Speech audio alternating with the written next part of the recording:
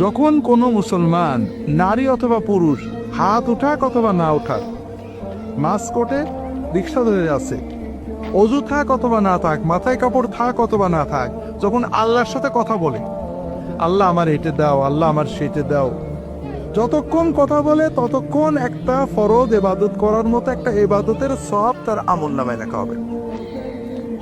2 নম্বর লাভ হলো, এই যে দোয়া করছেন, আল্লাহ কোনো দোয়া ব্যর্থ করেন না। আপনি যা চাবেন, আল্লাহ এবারে ভর্তি পরীক্ষা দিছি, আল্লাহ এবার পরীক্ষা দেবো, আল্লাহ একটা চাকরি করছে, আল্লাহ আমার ছেলেটার এই অবস্থা এটা করে দেওয়া, এটা আপনি আল্লাহর সাথে বিড়বিড় করে কথা বলছেন, মনে মনে কথা বলছেন। আল্লাহর কাছে যাই চাবেন, আল্লাহ সঙ্গে সঙ্গে দোয়াটা কবুল করে নেবেন। তবে আল্লাহ দেবেন 3 ভাবে, 1 ভাবে।